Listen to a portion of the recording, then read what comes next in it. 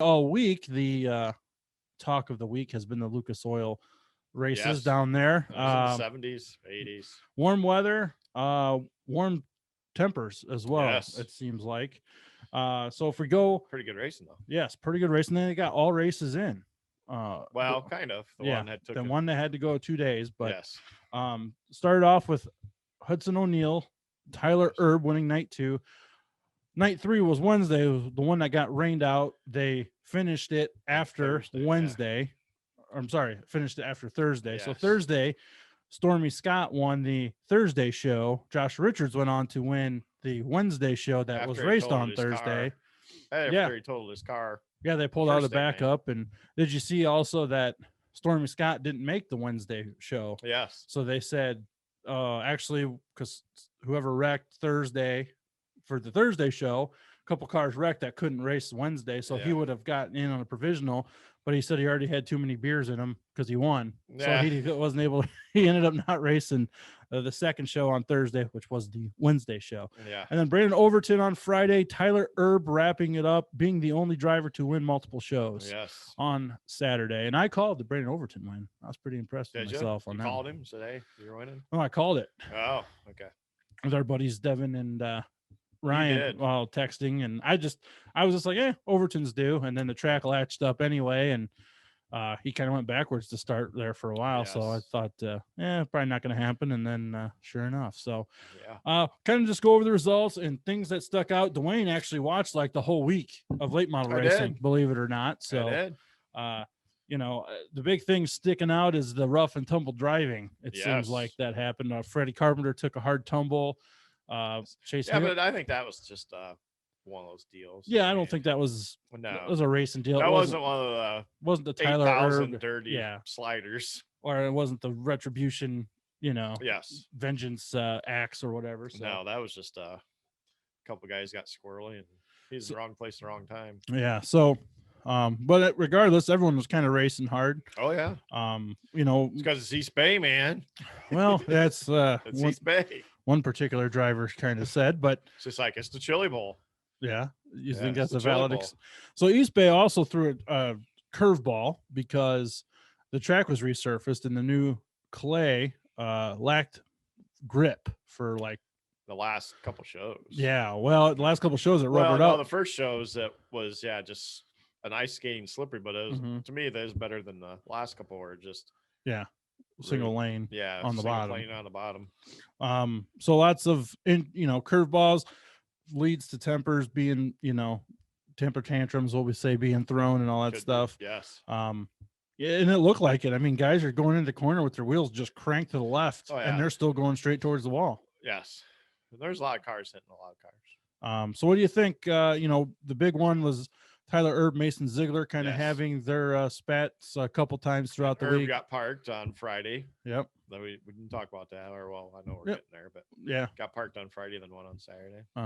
And what else? I think they just did they just wreck together? Erb and Yeah, they got Ziegler into earlier? each other a couple times, and like Herb kind of got in Ziegler. I think it started when he passed him like the night before. So Mhm. Ziegler returned the favor in the heat race, and Herb hit him after the race. Yeah. Which,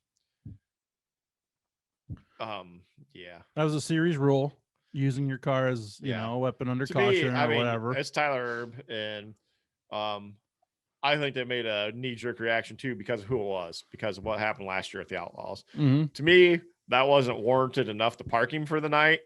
I mean, what he did, he hit him.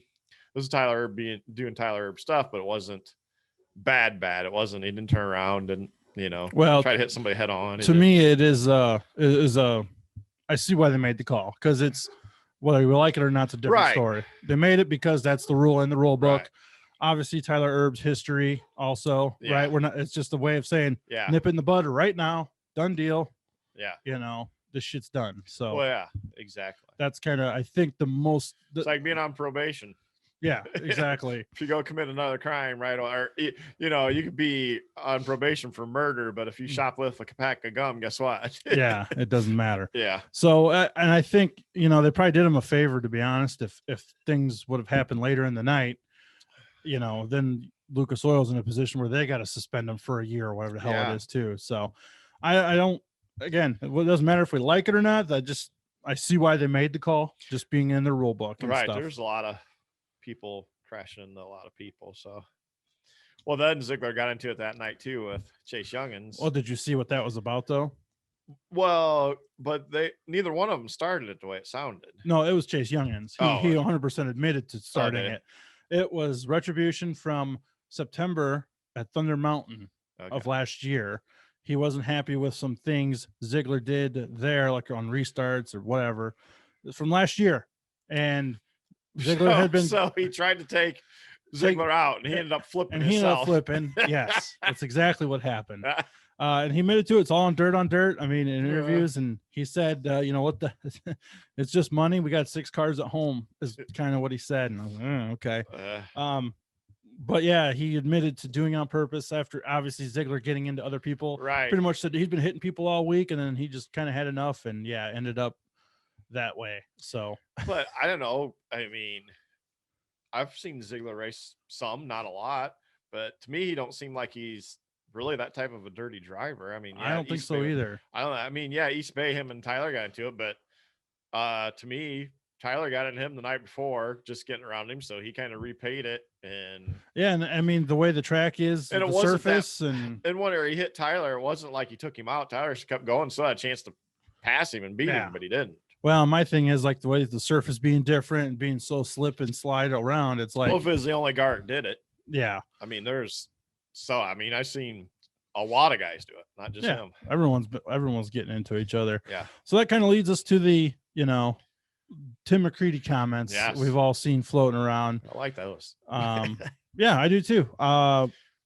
If you're not familiar, Dirt on Dirt has the full interview, but the clip's been going around where, T-Mac says pretty much after finishing on the podium, was it Friday night, I think, says, fear breeds respect. Yes. Back when he was racing coming up, if you race like some of these guys race, you'd get your teeth knocked in. Right.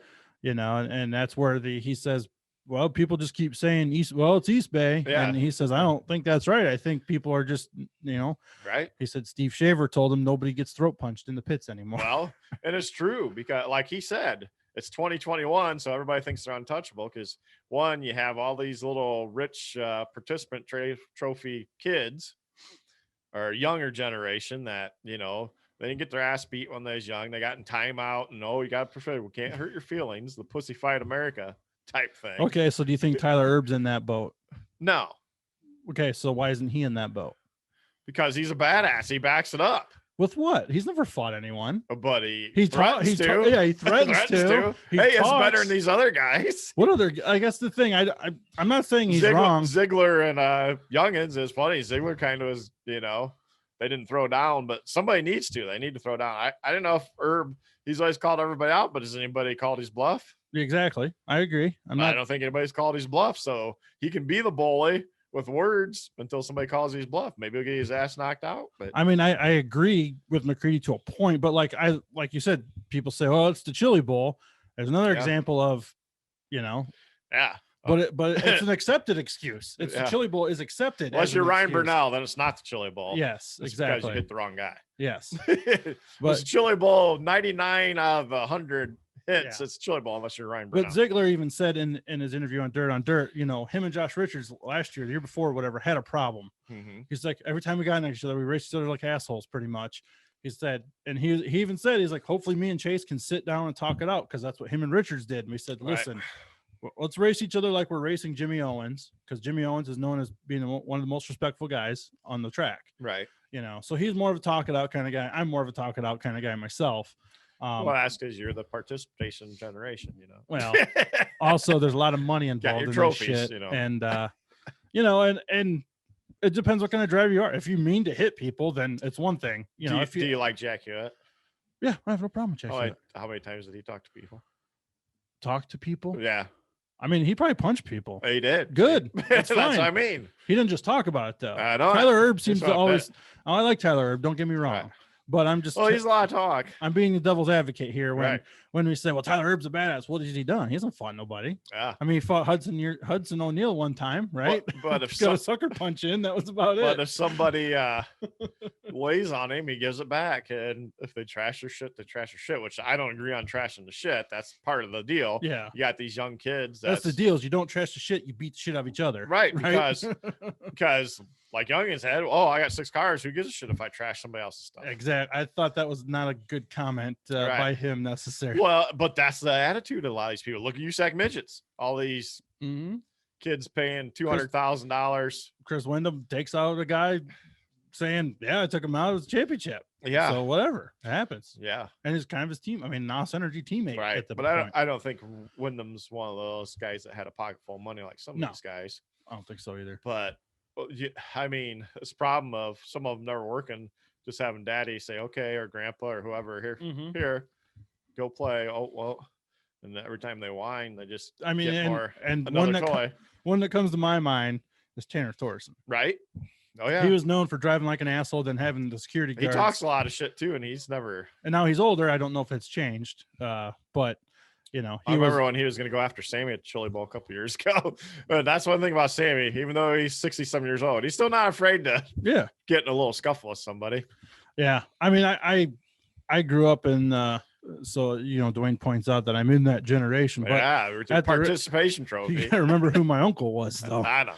Growing up, I had to give you some shit with my uncle. You know, he was the one that used to get kicked out of tracks. You know, because of altercations back in the day.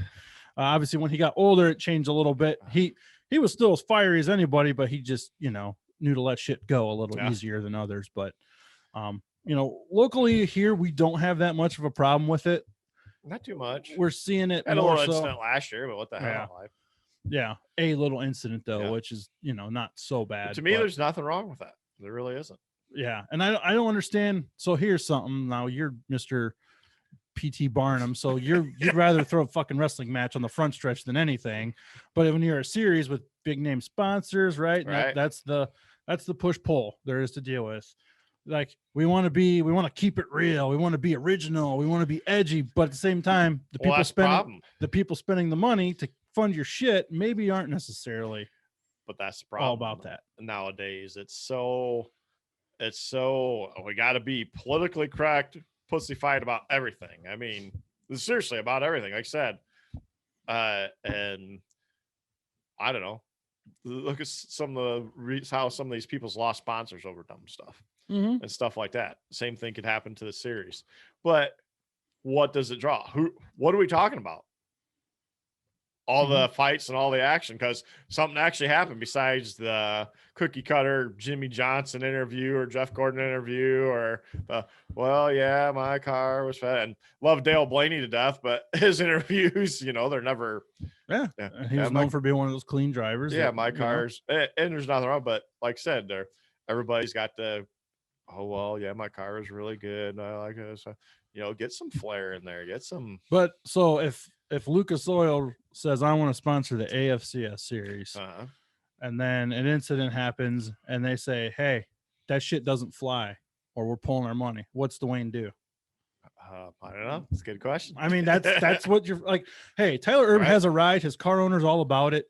Great. At the end of the day. That's what it's all about. If you have a ride, you have someone backing you. It doesn't matter. Do what you want. But push always comes to shove at some point. And to me, that's kind of. I mean, I get it because a big corporation, and they're like, "Oh, we don't want a black eye," but it's bringing publicity to the corporation, just like it is everything else. Because I guarantee you, there's gonna be more fans start going to Lucas Oil races to see that. And Dave Algebright hit it right the other night. These guys are going to sell the most T-shirts here, and next day they're all buying either Tyler Erb or Mason Ziegler T-shirts. So that tells you, maybe a little controversy, but it sells. Well, I mean, turn on the TV, look at all the violence and stuff. I mean, our MMA. Well, that's what shows. Yeah, I mean, that's what sells everything. I mean, the news, right? The news nowadays, all they reports negative shit all the time. Well, that's what I mean. So for a company, I don't know. Just have to deal with just playing devil's advocate. I don't care either way, but I agree with Tim McCready. There needs to be a couple more people get hit in the mouth, and maybe someone will stop. Yeah, I mean,